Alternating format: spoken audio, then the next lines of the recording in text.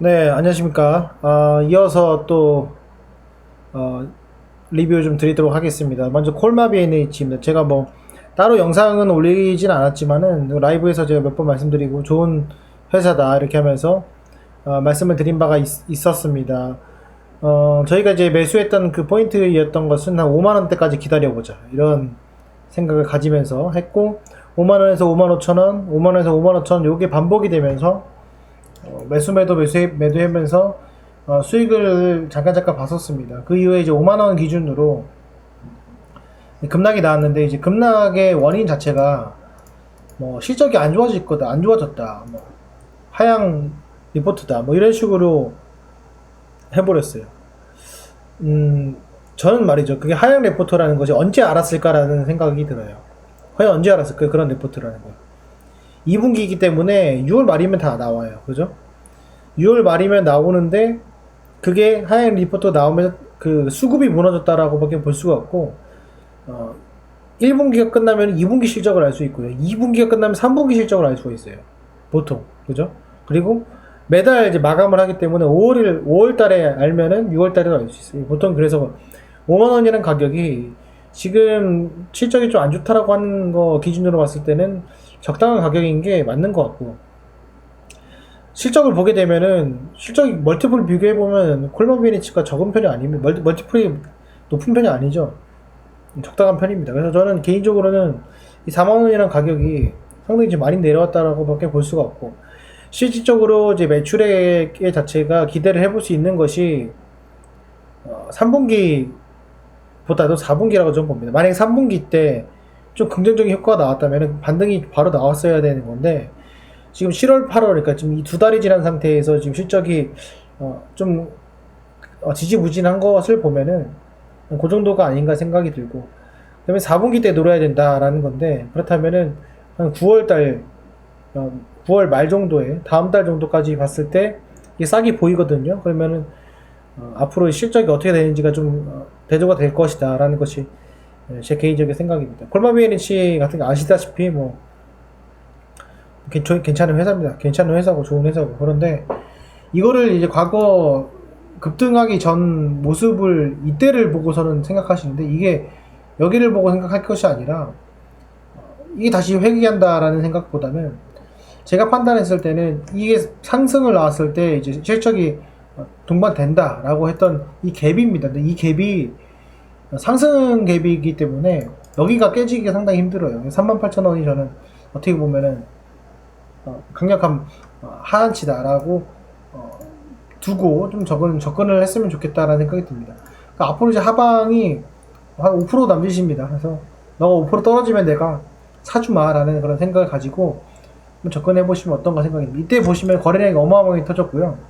이 이후에는 뭐 5만 원 되기 전까지 상당한 조정이 있었지만은 이 거래량을 실리게 한 어떤 원동력이 38,000원입니다. 그러니까는 이 점 꼭 명심하시고, 요게 한번 점핑을 했기 때문에 다시 되돌아올 때는 강력한 지지선이 됩니다. 그러니까는 지금 신규로 이제 더 매수하려고 하신 분들은 지금부터 계속 분할 매수보다는 38,000원에 한번 4월 한번 걸어보는 것도 나쁘지 않다.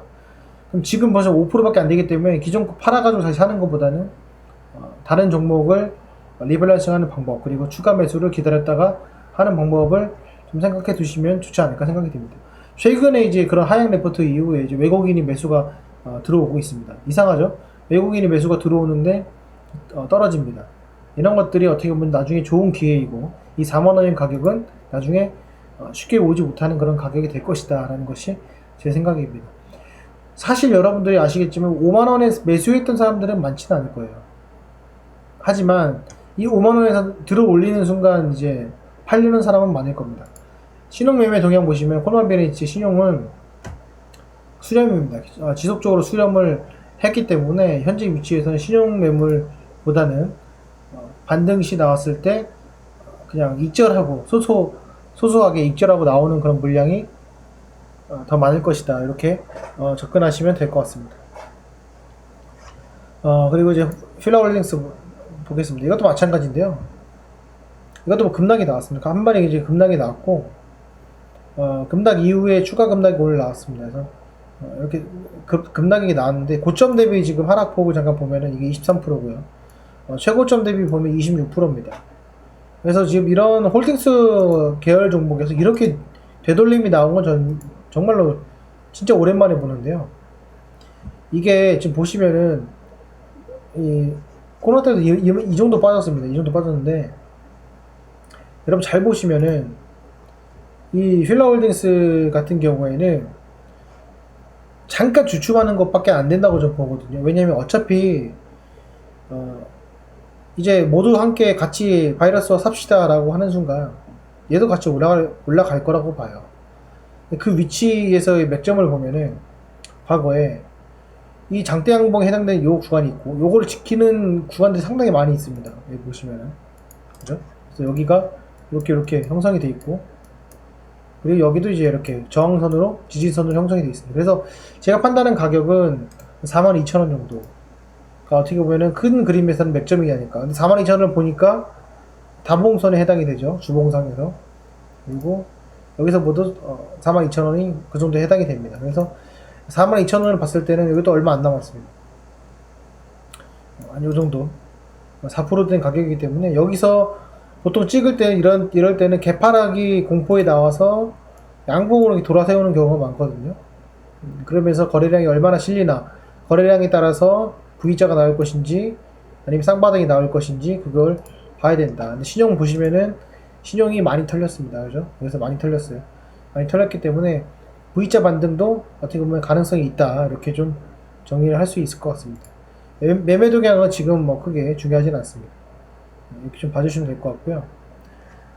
그 다음에 이제 아모레 퍼시픽 좀 말씀드리도록 하겠습니다.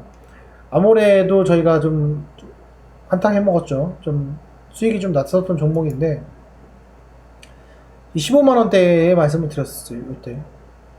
이때 이제 급등이 다시 나와가지고, 다시 뭐 중국이 어쩐다 저쩐다 하고서는 다시 뭐 확산 때문에 위축된다 이렇게 해가지고 다시 떨어졌는데, 결국에는 여러분 보시면 아시겠지만은, 이렇게 놓으면은, 이 48선에 맴돌 수밖에 없어요. 10% 남짓으로. 그러면은 얘가 빠졌다면은 앞으로 빠질 수 있는 순간이 한 10%밖에 안 됩니다. 정말 넉넉 잡고 봤을 때 10% 정도. 그죠? 주봉상으로 좀 보면은 이게 되돌림이 나왔는데 얘가 되돌림이라는 것이 이게 지금 보시면은 아직 바닥이라는 게 안 나와 있는 상태라고 좀 봅니다. 그렇기 때문에 20만원까지는 그래도 좀 최소한은 봐야 된다. 그러니까 지금 매수를 하기에는 조금 불안한 위치에 있다. 저는 이렇게 봅니다. 그래서 요거는 좀 관망을 하면서 지켜봐야 되지 않을까 이렇게 생각이 들고요. 지금 이게 다시 올라가려면은 뭐 한눈의 문이 열려야 되는데 그러기 위해서는 좀 그렇기 때문에 지금 현재 위치에서는 반등이 나왔을 때 매도를 하고 그 상태에서 다시 저점이 나왔을 때 다시 그 매도한 만큼을 사는 그런 수량 늘리기 전법으로 가야 되지 않을까 이렇게 생각이 됩니다. 투자 매매 동향을 보시면은 뭐 이것도 크게 좀 중요한 사항은 아니고 신용을 보시면 신용이 좀 올라가고 있어요. 그래서 이것도 반등이 나왔을 때는 일단은 잠깐 뺐다가 다시 떨어졌을 때 그 물량 다시 사는 걸로 그런 식으로 좀 대응을 하시는 것이 지금 현재 위치에서는 괜찮지 않을까 이렇게 생각이 듭니다. 지금 보면은 이 고점을 세우고 거래량 터졌던 이 위치들을 보면요 다 이런 위치에 있어요. 20만원 위치. 그래서 이걸 조금 기다려 봐야 되지 않을까 이렇게 생각이 듭니다. 어쨌건 제가 오늘 새 종목도 말씀을 드렸는데 이것도 저희 구독자분들 그리고 예전에 멤버십 했던 분들의 종목들이라서 제가 잠깐이나마 좀 도움을 드리고자 했고요. 이 디테일한 내용들보다도 더 중요한 것은 본인의 심리라고 생각을 합니다. 지금 위치에서 내가 정신 차리고 이겨낼 것이냐 아니면은 다시 그냥 체념하고 공부 안 하고 그냥 계좌 덮어놓고 아무것도 안 할 것이냐 거기에 따라서 그 다음에 또 이런 사태가 일어났을 때 대처 자체가 틀립니다. 그러니까는 여러분 좀만 힘내시고 저도 좀 노력을 해서 최대한 도와드리려고 노력할 테니까요. 조금만 힘내시길 바랍니다. 네, 오늘 영상은 여기까지 하겠습니다. 감사합니다.